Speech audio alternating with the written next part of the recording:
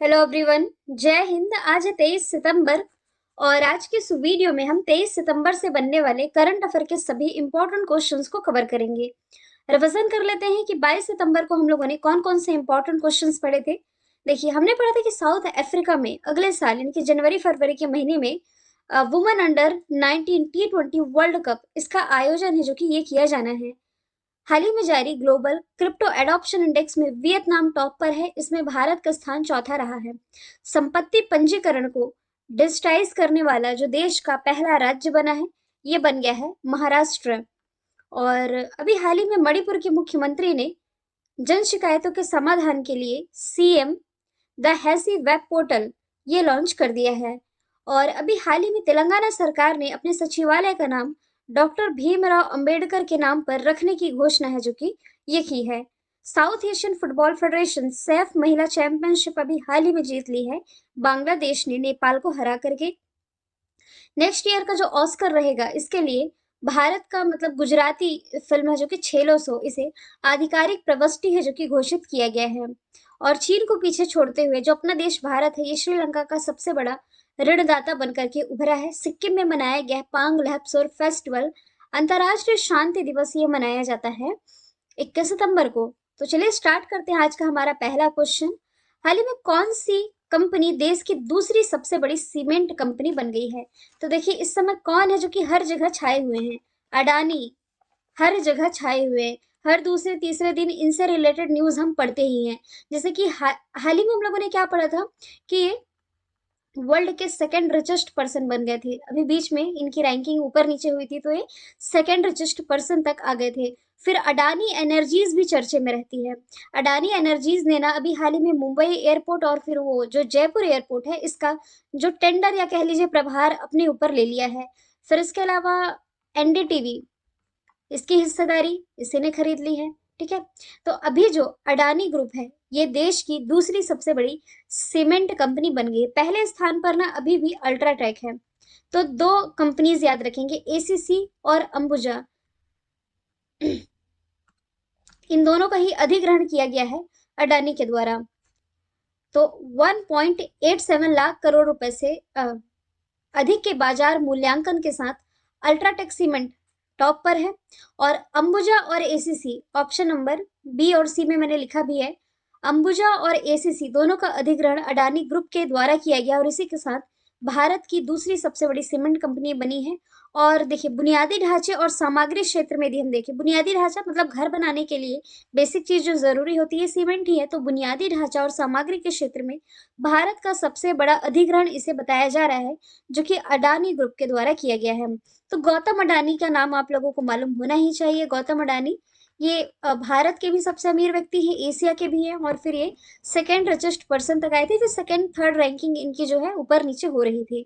यदि मैं बात करूं अल्ट्राटेक सीमेंट की, तो देखिए अल्ट्राटेक सीमेंट की भी स्थापना 1983 में हुई और अंबुजा सीमेंट की भी स्थापना 1983 में की गई। जो एसीसी सीमेंट है इसकी स्थापना 1936 में की गई। तीनों के हेडक्वार्टर सेम है। देखिए, हेडक्वार्टर तीनों का हो जाएगा मुंबई महाराष्ट्र में। अगले प्रश्न की तरफ चलते हैं। हाल ही में लॉन्च किया गया स्केल ऐप का संबंध किससे है, किस क्षेत्र से है? तो इसका संबंध है चमड़ा उद्योग यानी कि लेदर इंडस्ट्री से। तो केंद्रीय मंत्री हैं जो कि धर्मेंद्र प्रधान, इन्होंने चमड़ा क्षेत्र में कौशल विकास के लिए स्केल ऐप लॉन्च किया है। यहाँ स्केल की फुल फॉर्म बनती है skill certification assessment for the leather employees, ये है स्केल की फुल फॉर्म। तो चमड़ा उद्योग में स्किल यानी कि कौशल सीखने, इसका मूल्यांकन और लोगों को ज्यादा से ज्यादा रोजगार प्रोवाइड कराने के लिए एक वन स्टॉप सोल्यूशन है जो कि प्रोवाइड कराता है। आप लोगों को याद होगा कुछ समय पहले ही ये न्यूज मैंने हालांकि आप लोगों को 10-15 दिन पहले ही बताई है। जो तमिलनाडु सरकार है ना, इसने लेदर पॉलिसी, आप कह लीजिए पहली लेदर पॉलिसी की जो घोषणा है, ये तमिलनाडु गवर्नमेंट के द्वारा की गई। लेदर क्षेत्र में भी अच्छा खासा लोगों को रोजगार मिल सके और इन्वेस्टमेंट भी किया जाएगा हालांकि तमिलनाडु गवर्नमेंट के द्वारा। तो ये लेदर पॉलिसी लेकर के आई थी और अभी केंद्रीय मंत्री धर्मेंद्र प्रधान ने स्केल ऐप लॉन्च कर दिया है इससे related one stop solution provide कराने के लिए। लेदर का डिस्कशन आया ही है तो यहाँ पर मैं साइड में लिख देती हूँ। भारत का जो पहला लेदर पार्क है, first leather park of India, ये कहाँ स्थापित किया जा रहा है? कानपुर में। कानपुर ये गंगा नदी के किनारे बसा सबसे बड़ा शहर है, उत्तर प्रदेश का शहर है, जहां अभी हाल ही में प्रधानमंत्री नरेंद्र मोदी ने पनकी पाइपलाइन प्रोजेक्ट का उद्घाटन किया था। यदि मैं बात करूं डेयरी उत्पाद की, तो देखो, भारत है ना, जो पूरी दुनिया में सबसे ज्यादा दूध का प्रोडक्शन भारत में होता है। इस मामले में इसने चीन को भी पीछे छोड़ रखा है। नंबर वन दूध उत्पादक देश ये भारत ही है। मत्स्य यदि मछली उत्पादन के बारे में यदि मैं बात करूं, तो ये अ, विश्व मछली मत्स्य दिवस ये मनाया जाता है 21 नवंबर को, शायद ये डेट मुझे याद नहीं है, जहां तक 21 नवंबर ही है। ये रैंकिंग ना या लिस्ट आप कह लीजिए, लास्ट ईयर ही नवंबर में रिलीज की गई थी, जिसमें ये बताया गया था कि मध्य प्रदेश का जो बालाघाट क्षेत्र है, ये मत्स्य उत्पादन में नंबर वन राज्य रहा है। ठीक है। अच्छा, बालाघाट से आप लोगों को एक और चीज चाहे तो रिलेट कर सकते हैं, बालाघाट का चिन्नौर चावल, जिसे जीआई टैग मिला था। ठीक है, ये मैंने कुछ दिन पहले आप लोगों को बताया, तो यहाँ से जीआई टैग वाला सवाल भी आप रिलेट कर सकते हो। और यदि मैं बात करूं, एक सेकंड, पेन हैंग कर गया यहाँ, चलिए कपड़ा उद्योग की मैं बात करूं, तो यदि आपसे पूछा जाए भारत का पहला कपड़ा विश्वविद्यालय कहाँ स्थापित किया गया है, तो ये गुजरात में स्थापित किया गया है। तो गुजरात में पहला कपड़ा विश्वविद्यालय भी आप रिलेट कर सकते हो, और पहला रेल संग्रहालय, रेल संग्रहालय माफ कीजिएगा, रेल संग्रहालय पहला तो दिल्ली में है। पहली रेलवे यूनिवर्सिटी, तो चाहे कपड़ा यूनिवर्सिटी कह ले या रेलवे यूनिवर्सिटी, दोनों ही कहाँ स्थापित की गई है, गुजरात में। जबकि वानिकी विश्वविद्यालय पूछा जाए ना, तो ये तेलंगाना में स्थापित किया गया है। तो दोनों में कंफ्यूज नहीं होइएगा। अच्छा, मैं मत्स्य दिवस का डिस्कशन कर रही थी। ये मनाया जाता है 21 नवंबर को। ठीक है। अगला प्रश्न है, देश की सबसे लंबी नदी क्रूज सर्विस किन दो शहरों के बीच में शुरू होनी है। तो देखिए, बनारस उत्तर प्रदेश का शहर है, और बोगीबिल जो कि असम का शहर है। इन दोनों शहरों के बीच में देश की सबसे लंबी क्रूज सर्विस, अब क्रूज तो आप लोग इमेज देखकर ही समझ सकते हैं, यही है क्रूज। पर्यटन को बढ़ावा देने के लिए राज्य सरकार इसे प्रमोट भी कर रही है, तो जल पर्यटन। तो देश की सबसे लंबी क्रूज सर्विस उत्तर प्रदेश के वाराणसी और असम के बोगीबिल के बीच अगले साल शुरू होगी। 4,000 किलोमीटर से भी अधिक का जो सफर है, ये इस क्रूज के माध्यम से संभव हो सकेगा। गंगा भारत बांग्लादेश प्रोटोकॉल मार्ग, यानी कि इंडिया बांग्लादेश प्रोटोकॉल रूट, तो गंगा और ब्रह्मपुत्र नदियों से होकर के ये गुजरेगी। हालांकि ये जो गंगा नदी है, इसे बांग्लादेश में पद्मा के नाम से और ब्रह्मपुत्र नदी को बांग्लादेश में जमुना के नाम से जाना जाता है। जब दोनों नदियां मिलती है, तब संयुक्त धारा मेघना कहलाती है। ठीक है। थोड़ा सा हम बनारस के बारे में जानेंगे, और इसके बाद फिर बोगीबिल के बारे में। बनारस या वाराणसी भी आप रिलेट कर सकते हो। रोपवे फैसिलिटी की शुरुआत करने वाला दुनिया का तीसरा और भारत का पहला शहर है। काफी सारे स्टूडेंट कल कमेंट कर रहे थे, कल नहीं या एक दो दिन पहले ही, जब वाराणसी का डिस्कशन आया था, कि भाई रोपवे सर्विस तो भारत में ऑलरेडी काफी जगह चलती है। ऐसा मैं क्यों कहती हूँ हर बार कि रोपवे सर्विस शुरू करने वाला पहला शहर बनारस है। इसलिए कहती हूँ कि भाई रोपवे का इस्तेमाल आप लोग वहां करते होंगे, टूरिस्ट प्लेसेस में एक स्थान से दूसरे स्थान में जाने के लिए, है ना। लेकिन वैसे नॉर्मली जैसे आपको एक स्थान से दूसरे स्थान तक जाना, तो आप कैब बुक करते हैं, टैक्सी बुक करते हैं। सेम उसी तरह से सार्वजनिक आवाजाही के लिए रोपवे सर्विस की शुरुआत करने वाला पहला जो शहर है, ये बनारस है, ये याद रखना है। अब बोगीबिल का डिस्कशन आया है, ये असम का एक शहर है। भारत का पहला मल्टी मॉडल लॉजिस्टिक पार्क है, जो कि इसकी आधारशिला असम के जो मल्टी मॉडल लॉजिस्टिक पार्क है, लॉजिकल नहीं है, असम के जोगीघोपा में केंद्रीय मंत्री नितिन जयराम गडकरी जी के द्वारा रखा गया था। ये पिछले साल की न्यूज है, याद रखना। लेकिन सबसे बड़ा multi modal logistic park Gujarat में बनेगा। अहमदाबाद और मुंबई का डिस्कशन आया है, तो अहमदाबाद से मुंबई के बीच में भारत की पहली बुलेट ट्रेन चलने जा रही है, जापान के सहयोग से, जिसका जो पहला स्टेशन है, ये जयपुर सॉरी सूरत में बनकर के तैयार हो गया है। मुंबई और हैदराबाद को tree city of the world के रूप में अभी हाल ही में नामित किया गया था। अहमदाबाद में भारत का या दुनिया का सबसे बड़ा क्रिकेट स्टेडियम है, जो कि नरेंद्र मोदी स्टेडियम के नाम से आप जानते हैं। भारत की जो पहली किसान रेल है, ये महाराष्ट्र के नासिक का जो देवलाली है, देवलाली से लेकर के बिहार के दानापुर के बीच चलाई गई थी। और कोरोना काल में मतलब जब सेकेंड लॉकडाउन लगा ना, तो ऑक्सीजन कंटेनरों की शिपमेंट मतलब शॉर्टेज हो रही थी, तो भारत की जो पहली ऑक्सीजन एक्सप्रेस है, इसकी शुरुआत विशाखापट्टनम से मुंबई के बीच की गई थी। तो ये क्वेश्चन और इससे रिलेट करके बाकी चार ऑप्शन भी हमने यहाँ से पढ़ लिए हैं। अगला प्रश्न है, प्रियदर्शनी अकादमी के प्रतिष्ठित स्मिता पाटिल मेमोरियल अवार्ड 2022 से किसे सम्मानित किया गया है? तो इसमें से जो अभिनेत्री हैं आलिया भट्ट, इन्हीं स्मिता पाटिल मेमोरियल पुरस्कार 2022 से सम्मानित किया गया है। और फिल्मों में मतलब भारतीय सिनेमा में इनके द्वारा दिए गए इनके कंट्रीब्यूशन के लिए इन्हें स्मिता पाटिल मेमोरियल अवार्ड से सम्मानित किया गया है। तो इस मेमोरियल अवार्ड की शुरुआत है जो कि 1986 में की गई थी, फिल्म अभिनय के क्षेत्र में उल्लेखनीय यानी कि एक्सीलेंस कार्य करने वाली अभिनेत्रियों को प्रदान किया जाता है, जो कि आलिया भट्ट को मिला है। आलिया भट्ट को ना आप रिलेट करोगे तो पेटा के द्वारा पर्सन ऑफ द ईयर 2021 भी चुना गया था। Person of the year 2021, people for the ethical treatment of animal, ये पैटा की फुल फॉर्म है। Kangana Ranaut 4 national film award पाने वाली पहली अभिनेत्री है ना, ये कंगना रनौत ही है।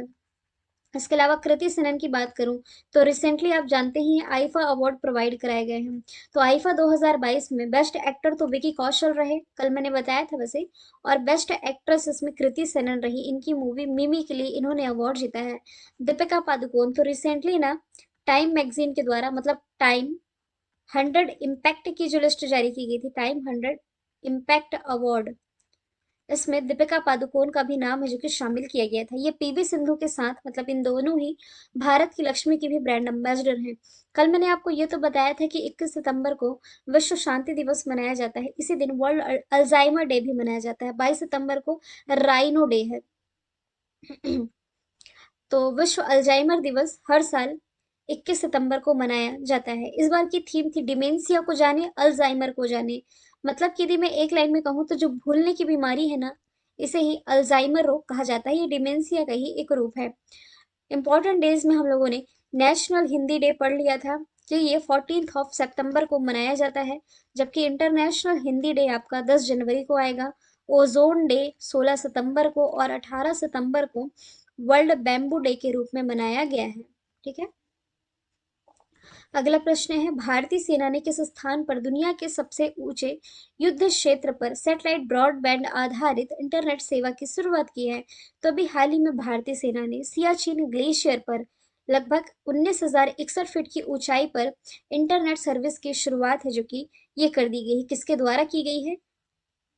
बीबीएनएल ब्रॉडबैंड नेटवर्क लिमिटेड द्वारा ये सर्विस है जो कि सियाचिन ग्लेशियर में प्रोवाइड कराई गई है। इससे क्या होगा कि इमरजेंसी सिचुएशन में सियाचिन ग्लेशियर पर मौजूद जो भारतीय जवान हैं, ये अपने हेड ऑफिस पे सूचना है जो कि देख पाएंगे। और लोकेशन यदि आप देखेंगे तो जम्मू कश्मीर के नक्शे में ये है line of control. Line of control के पास ये जो आप देख रहे हैं ना, ये है सियाचिन ग्लेशियर, और इसके इधर पड़ता है फिर अक्साई चीन वाला हिस्सा। और अच्छा, इससे कुछ बनने वाले क्वेश्चन मैं आप लोगों को बता देती हूँ। ये आपके यूपीएससी का सवाल बना था कि सियाचिन ग्लेशियर ये कहाँ स्थित है, तो याद रखना ये नुब्रा घाटी के, मैं यहाँ लिख देती हूँ, नुब्रा घाटी के उत्तर में स्थित है। और ये पूर्वी काराकोरम रेंज में स्थित है। और ये कहा जाए तो लद्दाख का हिस्सा है। लद्दाख हालांकि अब यूटी बन चुका है। दुनिया का सबसे बड़ा जो ऊंचा युद्ध क्षेत्र है ना, ये सियाचिन ग्लेशियर ही है। 1984 यानी कि 1984 में जो ऑपरेशन मेघदूत था, मैं यहाँ लिख भी देती हूँ, ऑपरेशन मेघदूत के तहत ये भारत के प्रशासनिक नियंत्रण में आ गया था। ठीक है, ये जरूर याद रखेंगे कि ये नुब्रा घाटी के उत्तर में स्थित है। अब यदि अदर ऑप्शन की मैं बात करूं तो बॉर्डर रोड ऑर्गेनाइजेशन के द्वारा अ, एक उमिंगला दर्रा है जहां सबसे ऊंचा मोटरेबल सड़क का निर्माण किया गया है। लाहौल स्पीति हिमाचल प्रदेश में स्थित है। भारत में पहली बार हींग की खेती इसी लाहौल स्पीति में शुरू किया गया है। और श्रीनगर ये झेलम नदी के किनारे बसा हुआ है, जहां भी हाल ही में लग्जरी क्रूज सर्विस की शुरुआत की गई है। इसके अलावा भारत का जो पहला इग्लू कैफे है, यही स्थापित किया गया है।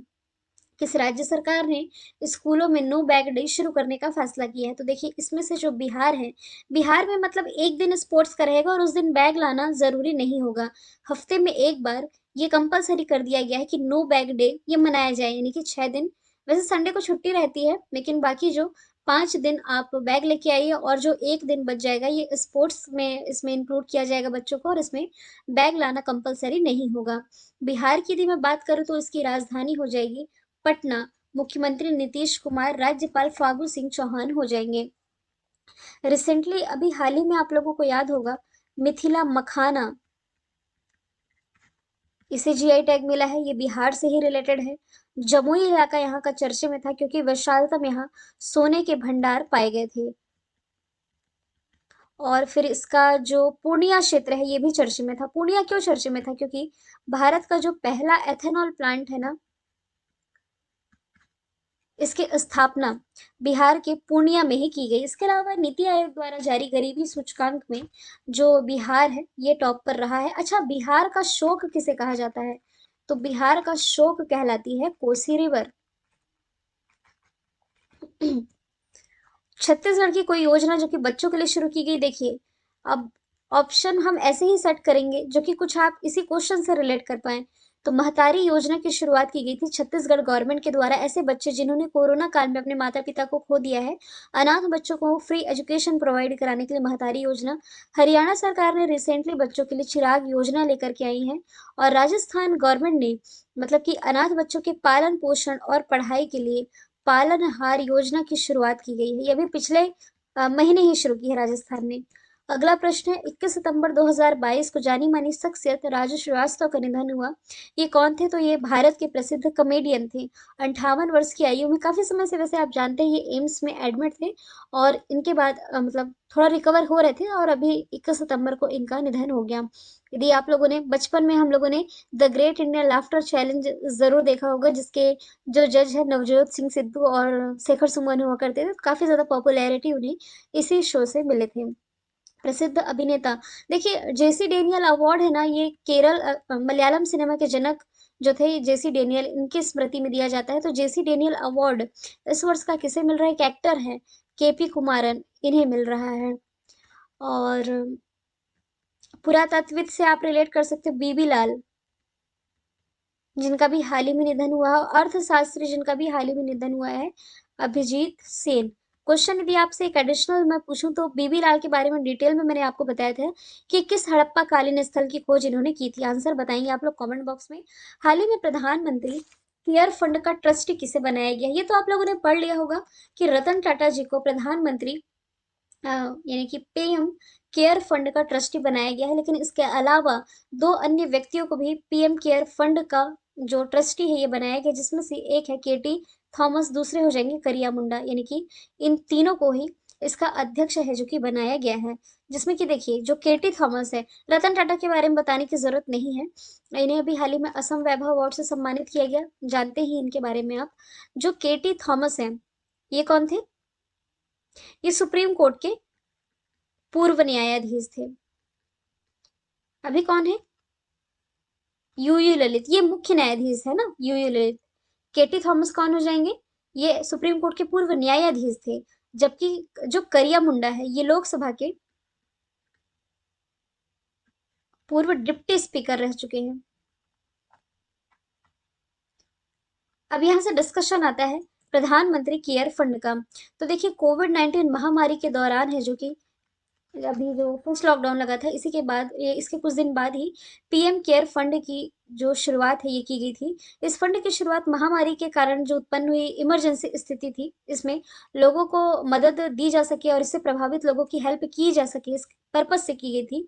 और इस फंड में किसी भी शख्स के द्वारा मतलब अपनी इच्छा से जितना भी दान है ये किया जा सकता था। और इसके लिए डोनेशन पर टैक्स छूट के लिए भी दावा किया जा सकता था। फाइनेंशियल ईयर 2020-21 जो रहा ना, इसमें पीएम केयर फंड में 7,000 करोड़ रुपए से अधिक के पैसे जुटाए गए थे। अगला प्रश्न है, Asia Pacific institute of broadcasting development के अध्यक्ष कौन बना? मतलब कि अध्यक्ष भारत पहले से था, लेकिन 1 साल के लिए इसका मतलब एक्सटेंशन है जो अध्यक्षता के लिए, ये और बढ़ा दिया गया। अभी 47वीं बैठक जो अभी हाल ही में संपन्न हुई है नई दिल्ली में, इसमें भारत को 1 साल की अध्यक्षता है जो कि और सौंप दी गई है। यदि मैं बात करूं एआईबीडी की, एआईबीडी यानी कि Asia Pacific institute of broadcasting development, इसकी जो स्थापना है ना ये की गई थी 1977 में। किसके द्वारा की गई थी? तो यूनेस्को के द्वारा की गई थी। और इसका जो सचिवालय है कुआलालंपुर मलेशिया में है, और इसकी मेजबानी जो वैसे मलेशियाई सरकार करती है। सचिवालय कहाँ है? कुआलालंपुर में। और इसका मेन पर्पस है कि एशिया पैसिफिक रीजन में जो इलेक्ट्रॉनिक मीडिया है इसे वातावरण प्रदान करने के लिए ये एक तरह का मंच प्रोवाइड कराता है। चाइना के बारे में यदि मैं बात करूं, तो चाइना इस साल ब्रिक्स की मेजबानी कर रहा है। ब्रिक्स 5 देशों का संगठन है। Brazil, Russia, India, China, south Africa, group of 7 countries का समूह है जो G7, इसकी मेजबानी इस साल कर रहा है। जर्मनी, और इस साल SCO की मेजबानी कर रहा है उज्बेकिस्तान। नेक्स्ट ईयर भारत करेगा। वैसे नेक्स्ट ईयर भारत G20 भी होस्ट करेगा। इस साल इंडोनेशिया कर रहा है। कल मैंने आपसे पूछा था खुद को परमाणु हथियारों से लैस घोषित किस देश ने किया है? नॉर्थ कोरिया पगला ने। मवेशियों को चिकित्सा सहायता प्रोवाइड कराने के लिए किस राज्य ने मुख्यमंत्री गोवंश मोबाइल चिकित्सा योजना की शुरुआत की है? आंसर कमेंट बॉक्स में बताइए को। फिर मिलेंगे हम नेक्स्ट वीडियो के साथ। Thank you so much.